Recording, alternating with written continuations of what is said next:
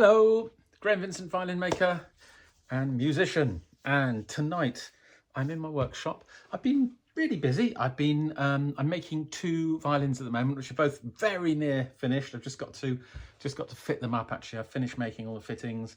I've just been making a 5-string bridge for the one of them, and yeah, so hopefully they'll be strung up. I'll do a video about those two when they're done anyway. But I wanted to talk to you about something which I know you've heard me speaking about before, and that's bows.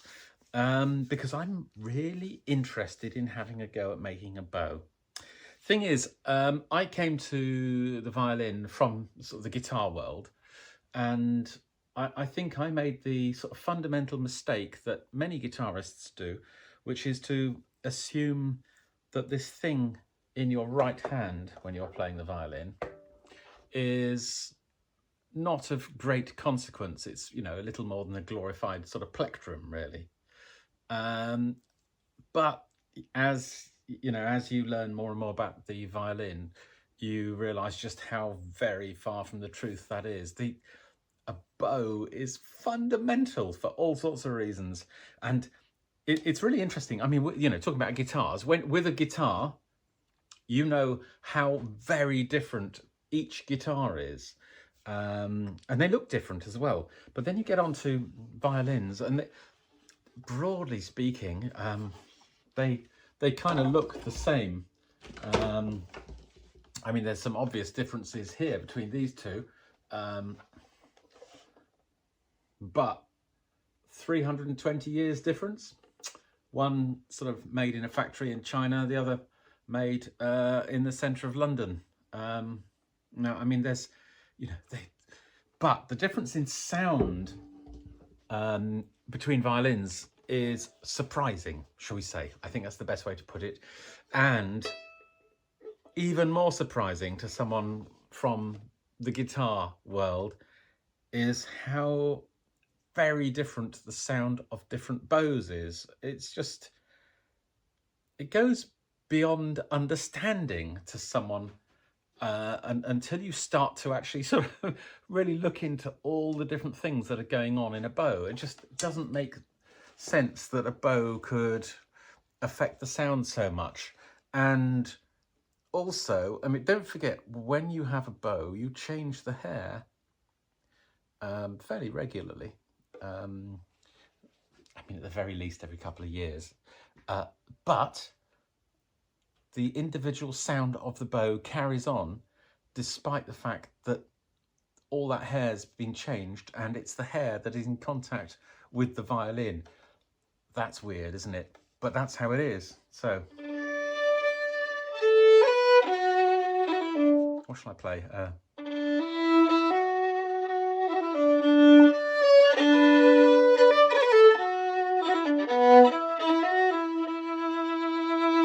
I always play that, don't I? Sorry. I like the tune. So this is typical of the sort of bow that I like. It's handmade Baroque style. This one is made by Glenn Titmus. I've actually sort of played this on a video before. You've seen it before. It's really nicely made. It's made in I don't know if you can see it particularly well there, but it's made in a fairly unfigured piece of snake wood. You can just pick up some of the markings there. But it's a nice, heavy, stiff wood, which works really well for a Baroque bow. And I have been thinking about making my own for some time. But recently I got an email from a chap called Ivo Correia de Melo. Forgive me if I've slaughtered the pronunciation of your name, which is highly likely. Born and raised in Recife in Brazil. Discovered bow making at a young age in a small luthier's workshop, and local Pernambuco wood immediately fascinated him. So anyway, later he moved to France and made himself a bow with a scratch of camaru, which is a Brazilian wood that he'd used to build a deck, a house deck. So I presume it was a house deck, a deck anyway. But anyway, I mean, he got in contact with me saying, look, I'm setting up as a bow maker. and at the moment I'm sending out my bows for people to have a look at. Are you interested? So lo and behold, this arrived in the post. Now, I just want to make this absolutely plain. I am doing this effectively, this review, free of charge. I'm not getting the bow as a present. The bow is going back unless I absolutely can't live without it, in which case I will pay him for it. Okay, so I'm not earning anything from doing this, and so therefore I don't really have any, there's no sort of underlying reason for me to actually sort of say anything which I don't totally believe. And I hope you all kind of feel you can trust me. I tend to be honest in my videos. So let me put some rosin on this bow. This is the first time I've played it. So it's, let me just, I mean, it's quite interesting. Putting rosin on a bow is the first moment that you actually feel how it responds in the hand, and you sort of start to sort of gauge the weight of it and so on.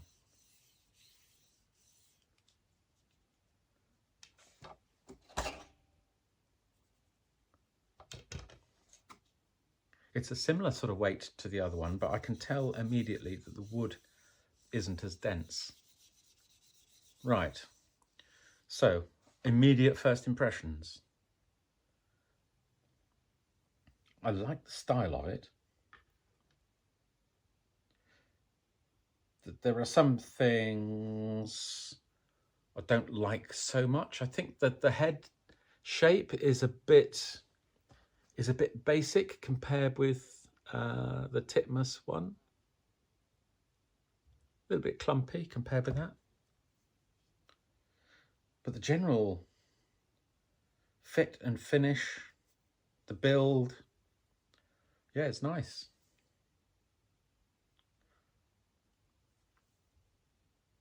I think Glenn uses a sort of a linseed oil finish, which is just built up from many applications. This looks like it's had maybe a shellac on it. This one, Glenn's, doesn't have any kind of winding, any kind of lapping for your fingers. This one has thread. There's no metal, there's no leather. Nice name stamp. Yeah, it's nice. It's nicely done. What's it play like? So this is the first time I've ever...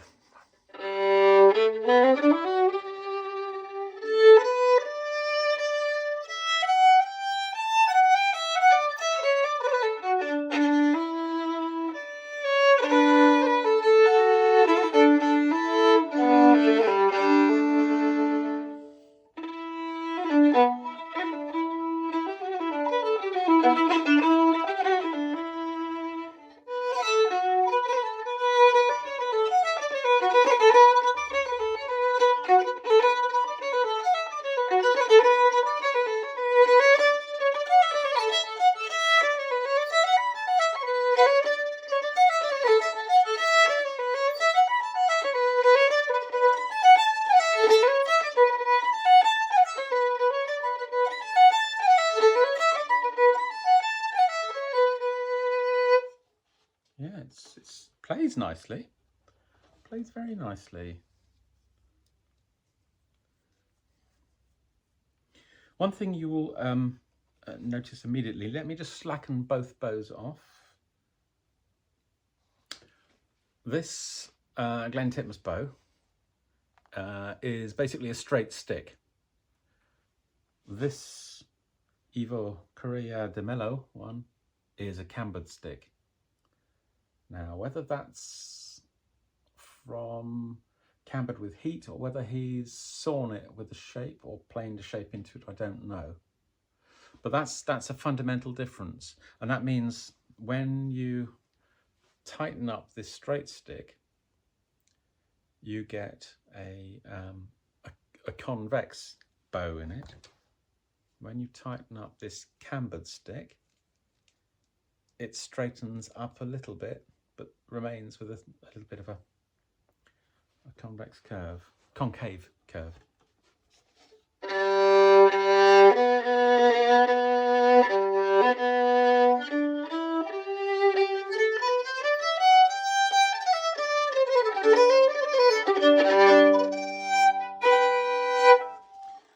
It's nice, it plays really well. Yeah. Would I buy it? If I didn't have this bow, I think I'd be pretty interested in this one, actually. What it has done for me is really sparked my interest to actually get on and make some bows myself. But I'm gonna put a link up to this chap's website. It's not a particularly long website, but it's really quite interesting. And there's a full explanation about how he tests bows and so on, which is really interesting. Yeah, might be worth you having a look at. 52 grams total weight, and I seem to remember this one is something like 54. Yeah. Anyway, I think I'm going to leave it there. As I say, there'll be some links in the description for this chap's website, and I'm going to have a bit of a play and yeah, muse on bow making. Anyway, I'm off now. Look after yourselves. Cheers, folks. Bye.